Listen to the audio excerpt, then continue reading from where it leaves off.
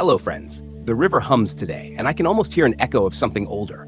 A rhythm, a chant, a flow of words shaped not by accident, but by centuries of care.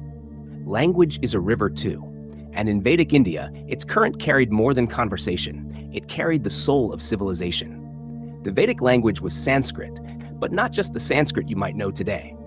This was the Vedic Sanskrit of the hymns, older, freer, yet incredibly precise. Every syllable mattered.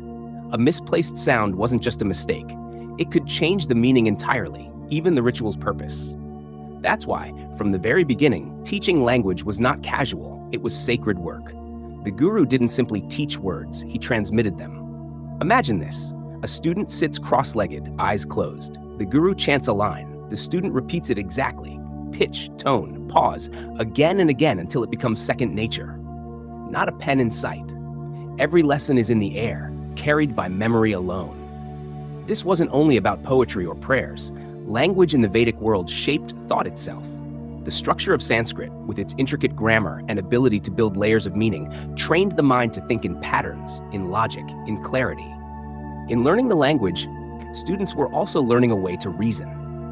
The great grammarian Panini, centuries after the early Vedic period, would give Sanskrit one of the most astonishing grammatical systems the world has ever seen. But even before him, the Vedic teachers had developed a deep awareness of how words worked, how sound shaped meaning, and how meaning shaped truth. And teaching wasn't just about memorizing the Vedas. Students learned interpretation, how to understand the layered meanings of verses, how to apply ancient wisdom to new situations.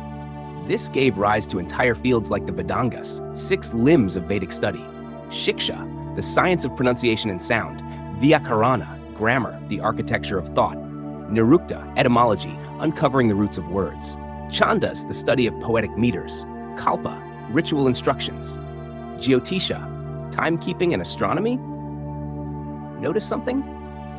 Even in the heart of language study, you can see the seeds of mathematics, science, and astronomy quietly growing.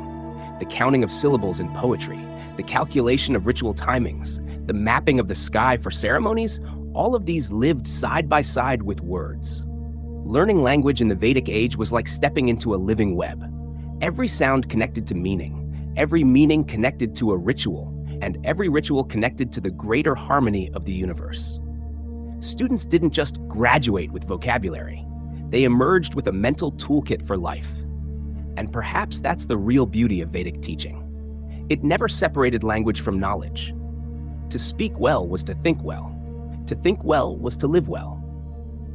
As the evening settles and the chanting fades into the hum of the river, I find myself thinking, if language was the tool that shaped the mind, what were the tools that shaped the world? How did the same civilization that guarded every syllable also master numbers, measurements, and the mysteries of the stars? That's where we're headed next. Coming up, Vedic mathematics and science, the numbers behind the chants. Because in Vedic India, wisdom didn't stop at words. It reached for the very order of the universe.